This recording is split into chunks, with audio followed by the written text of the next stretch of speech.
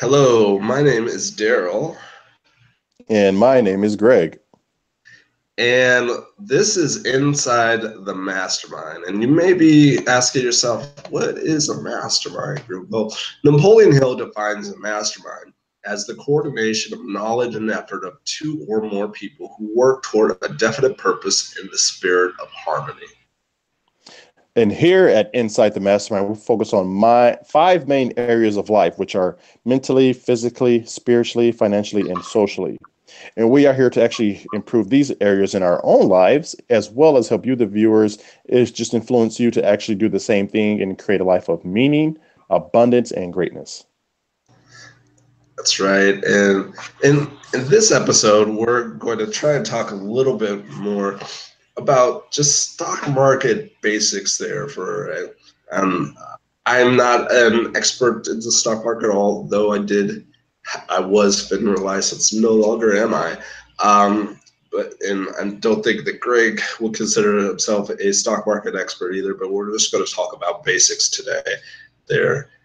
But before we do that, I just want to go ahead and share a joke that I kind of found here from actually a Mark Norman on Twitter, and it says, "So the stock market dropping kind of feels like when my girlfriend gets angry.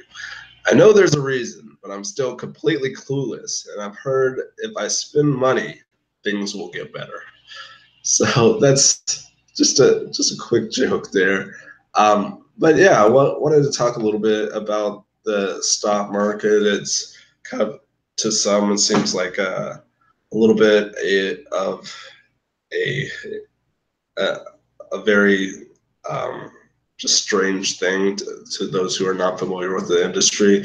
But I guess we could talk about a couple different things. So there are the the small, mid, and small cap stocks, mid cap stocks, and low cap stocks. I could talk about the Dow Jones Industrial Average here, and and then Fortune 500, Nasdaq, that type of thing. So small caps, it's pretty easy. It means small size companies, and for small size companies, don't have the definition right here in front of me, but generally speaking, that's companies that are like $1 to $2 million of generating annual revenue or less there. And those are considered more risky companies because if you only have that, even though 1 to 2 million sounds like a lot for a company, that's not a whole lot uh, at all. So small size companies are considered a little bit more volatile. They can go in and out of business a lot more than kind of a large cap, a large cap. And I think I said small, mid, and low. Meant to say small, mid, and large cap. So mid-sized capitalization companies are companies that are a little bit bigger. They're probably probably in the 10 million to 30 million or so is usually considered a mid cap. We'll have to double check on the definitions there to kind of share about that. And then finally, there's the large caps, and the large caps are 30 million, 100 million or so or more. These are like really large companies. Usually, the really big large caps are kind of considered really large caps are considered blue chip companies there, and there's only really supposed to be 30 blue chip companies there. But go into that a little bit more. Greg, if you want to jump in with anything that you'd like to share, I just feel free. I feel free to go ahead. Actually, I don't have much to share on this specific category, just regarding stocks. I do see that we have a couple other, we're going to get into like index funds where I can probably just the Fortune 500. I could probably just talk a little bit more about that. Um, but yeah, I guess just going into oh yeah, okay. Sorry, I was looking at the itinerary or the layout, but um, again, I just want to say that Darrell and I are not financial advisors. We're just giving our own experiences and we're just giving suggestions. So for you guys to do your own due diligence and research and speak with your own CPA, financial advisors, to see what works best for you. But we're just speaking from our point of view and our experience as far as what we have done. We're not super stock market gurus. I do have some stock that I invest in more in a passive way. But again, I'm no expert at all. So I'll kind of just pass it back on to you for now, Darrell. Now I'll chime in a little bit. Okay, sure, absolutely. So yeah, as far as those stocks goes, that now blue chip stocks are basically whenever you hear somebody talking about the Dow Jones Industrial Average, they're also kind of saying, I believe, blue chips here, and my memory here, because it's been out of the industry a little bit, might be a little bit fuzzy. I might have to erase this part later, but Dow Jones Industrial Average is really based on 30 stocks, like 30 different stocks that are kind of the biggest companies out there. So right now on the Dow Jones Industrial, without even looking at it, I'm going to guess, say Google's on there, Apple's on there, some of the bigger technology firms, but probably also like Exxon and that type of things.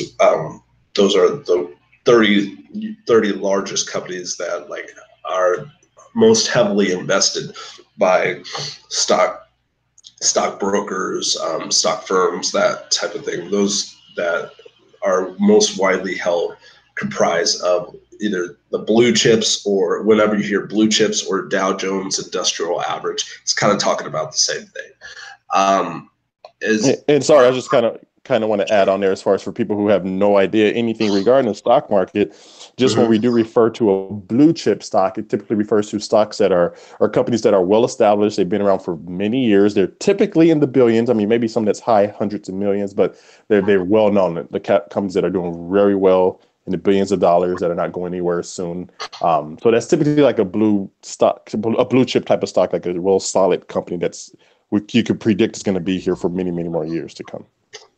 True story. Everything you said is true. So when you hear blue chips, they're just talking about the biggest of the biggest companies out there that are stock companies that are widely held by just about everyone out there. There right now has a little bit of, and these are companies that pension funds and retirement funds invest in heavily there.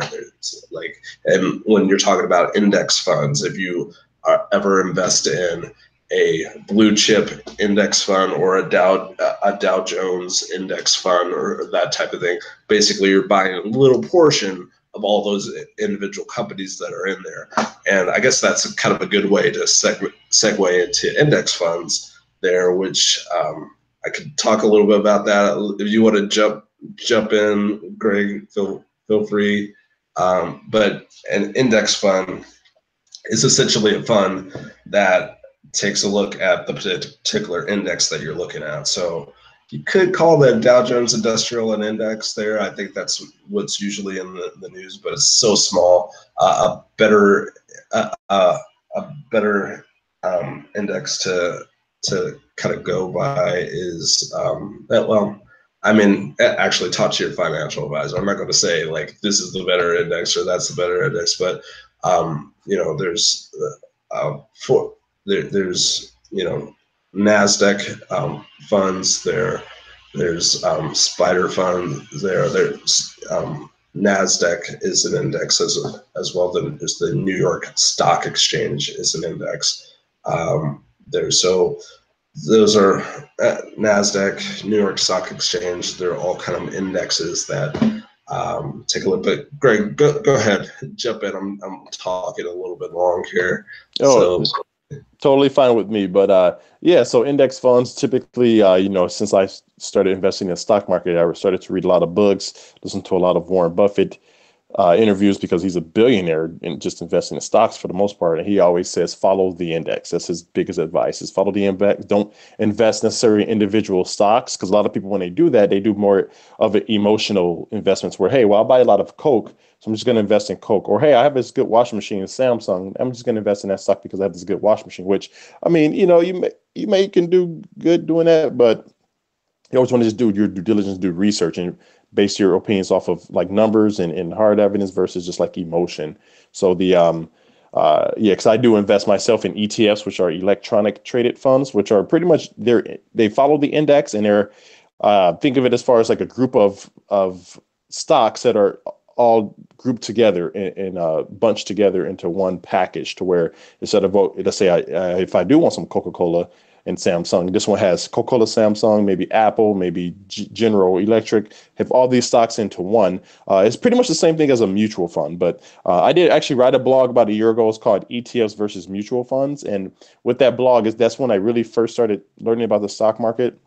And I wrote that blog for people who are like me, who have zero knowledge when it comes to the stock market, but maybe want to get their feet wet or start thinking about it. So I kind of wrote that blog just for basic people to get the basics of understanding and then do their own due diligence from there. So, okay, I kind of understand how this works now. I want to actually go with this versus this. Now I want to start now just focus your energy and education on following this specific path. So that's all I really have to say about index funds. Is typically instead of buying one stock, you ever hear this term, don't put all your eggs in one basket, because if you drop the basket, all of your eggs will crack and you're done, versus you scatter them out in maybe 10, 20 different baskets. If you drop 2 or 3, you still have 17 other baskets that have some eggs, and you can still grow your nest egg. So yeah, that's pretty much all. I mean, again, with the blog, I did actually write that there. I also do recommend for the audience homework to actually go to nerdwallet.com. Also part of the, again, not trying to just glorify my blog here, but I did put that link in that specific blog, and it's linking you to the actual, sorry, let me turn this off. That was our time, I think. But I did link it to that article in NerdWallet, which is like a third-party website, but it breaks down different brokerage firms, their fees, what they offer. It's a really good source to use in case you are looking at getting into the stock market. You can use that for resources, do your own homework. And thank you for that, Greg. And yeah, time's kind of running out here, but I guess the other thing I'll just throw out there real quick is the S&P 500 is kind of another index fund that you can kind of look up. And S&P 500 is pretty much the top 500 firms. And again, talk to your financial advisor. Don't take my word for it, but talk to a financial professional. But I would say if you had to choose between going through a Dow Jones blue chip stock or S&P 500, if you don't really know anything, I would probably start with S&P 500 stock. There, just because the S&P 500 has those 500 largest firms out there, and that's going to be a bigger, more diverse mix there than if you're just investing in 30 different stocks. But that's me. Talk to your financial advisor. They probably know much more about it than I or Greg could even care to talk about. And maybe, hopefully, here in the future, actually, we'll have some financial advisors that could kind of go into a little bit and talk about it. But with that, you've got the audience homework. I think you just.